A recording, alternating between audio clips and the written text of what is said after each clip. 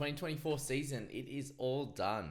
Wow, crazy. It's been a long time, obviously, since back end of December, since we started doing our preseason content, and we're all the way into September now. So a good sort of nine and a bit months there. Well, a bit under 9 months, sorry, which has been absolutely crazy. And a big thank you to all of you guys for being here, for watching one video, for watching all of them, listening to all the podcasts, whatever you do.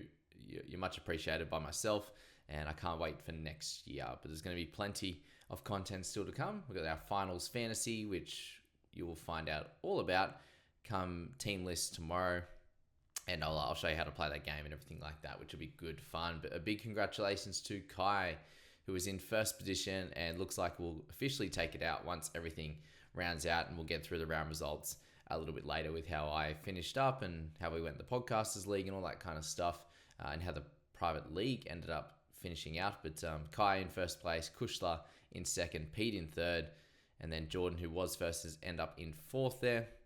But a massive shout out to my boys, Bevan and Hayden from the private group. To have two people in the private group in the top 10 is absolutely crazy. So a big shout out to Bev and Hayden, 8th and 9th, 16 points apart, which is pretty crazy. And then a shout out to Mitch, who did end up in 21st overall, and to Richard in 26. So I had 4 players in the top 26, which is really, really incredible. So awesome work to those guys.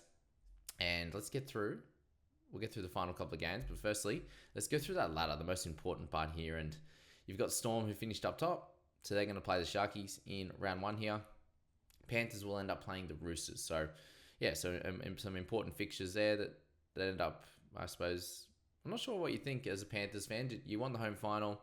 Did you want it against Roosters or the Sharks? That's probably the main question. But I suppose with Roosters having a few injuries, it probably evens out a little bit there. But I think a home final was pretty key for them, no matter who they played in that one there. And the same for the Storm. They've absolutely deserved this, and they'll play the Sharkies in this first fixture. With the Cowboys getting the win over the Dogs, it pushed them into 5th spot. And now they'll play the Knights, who are obviously going to be a fairly tough out. And shout out to Raiders, obviously just missed out there getting the win, but missing out on points differential, and fair play. Neg 127 probably shouldn't get you into the top 8 when you've got teams in the top 8 there, the Eagles, that are in 7th at 113. So they've had a 240 point better differential, which is pretty crazy. So, but it is just about how you get getting the wins rather than how you get the wins to make the 8. That's for sure. But Cowboys up against the Knights, and then the Dogs at home up against the Seagulls. So I think it's a pretty fair top 8 there. By the time the season was getting closer to an end, with sort of that last 6 or so weeks, this was pretty well a top 8 that you could have looked at. Cowboys were fighting for it down here in the bottom part of the 8 or just outside the 8. They pushed on for a nice winning streak.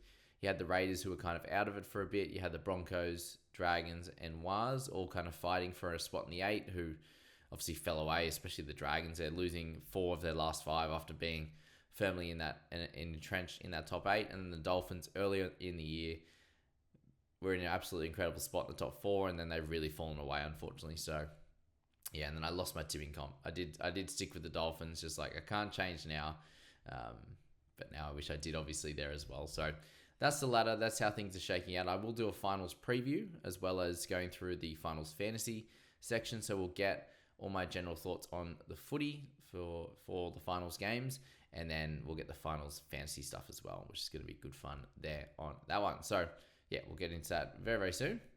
But firstly, let's take a selfie. We've got the Eagles up against the Sharkies, 20 points to 40 there. Big win from the Sharks, and a massive score from Britton Nikora to round out the year at an average of just under 52, an 87 for him with a double. He's just incredible at scoring tries when defense is struggling a little bit. He just finds a great line to run, and he gets through really, really well. And Ronaldo, a lovely double as well, 58 for him. And Kale Iro, what a season, 46.4 the average. A try assist there, 9 tackle breaks, 17 tackles for 1 miss, and 152 metres. He's too good, and he's going to be so expensive come next year. So I doubt there'll be many that can start with him, or will start with him. They might just do it for nostalgia. We'll see how that one plays out. But yeah, for all of those guys in that top 10, to make the top 10 out of 160,000 or whatever that started the year, 180,000, whatever it was, incredible effort. Wilton Olakawatu got a try and a try saver, still only 53, so he had a really rough end to the year, but still finished with a 50 average. So yeah, he'll be 120k more expensive than he is right now come round one. Tolu Kola with a 32 average for the year with a 48 with a try. Jack Williams, a really good finish to the year as well. And then DCE is really, shocker to end the year after buying him. A 43 here with a try assist. Good kick meters in this one at least.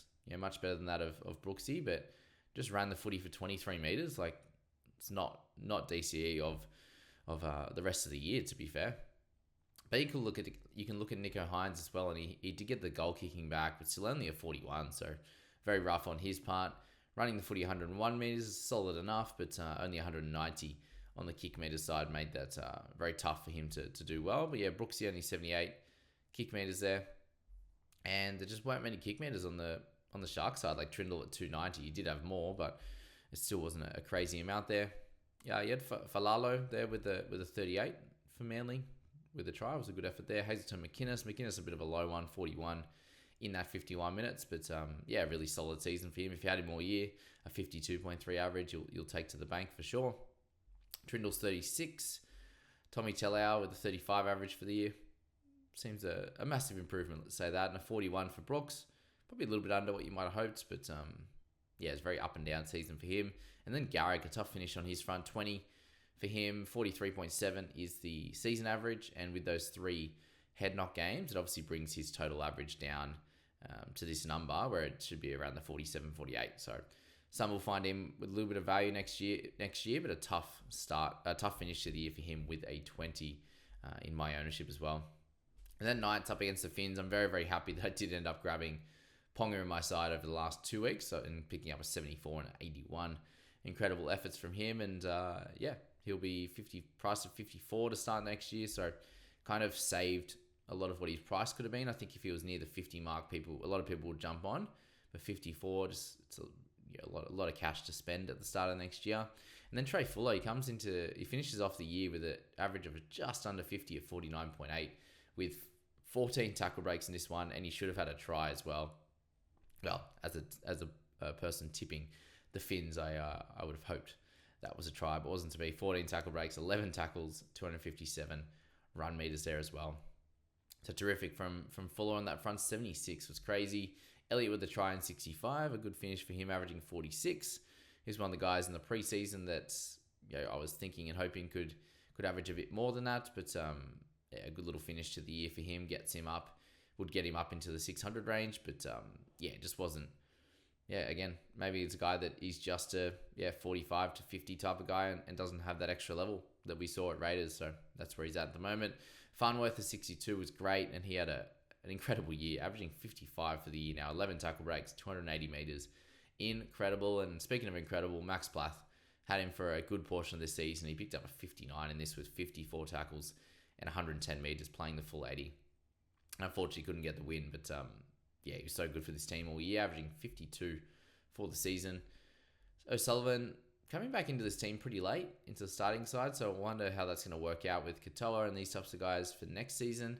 I'm sure Isaiah will be there again. But O'Sullivan 51, Brayley 45, along with Lucas. Lower side from Lucas this week after going 80, and then Brayley at 45. A really strange season for him. Spending a lot of time on the bench, obviously, there. Hammer ended up slowing down into a 44 average to end the year with a 43 there. Greg Marzou will start next year really cheap at a price at a 36. Unsure if it's going to be the play next year. We'll have to see how Knights are looking in the preseason. But they do have a young man named Fletcher Sharp who's getting plenty of ball down that right-hand side. So we'll see how that one plays out in the preseason. But 40 for Greg. 35 for Gagai. Finishes his season at 51.8 average, which is still incredible. Almost backed it up what he did last year. Being in the early 50s there, 53 or so. So 35 for him, not super ideal. Same with Sharp, 34. But we've seen worse. Asako with a 30 there. He's going to be priced under 40 to start next year, which is crazy. Marshall King with a few low games here and injuries and the like ends up at a 44 average. So he'll be interesting to look at and study, that's for sure. And that's it. They're the two games. That's who's won. And we've got, the ladder all sorted out. And as I said, Finals Fantasy coming up. I'll preview all the games as well. And we'll get into another fun week. This is all done now. I'll do a big thank you as well in the round results where people will come and join in. But thanks again, and we'll catch you in that next video.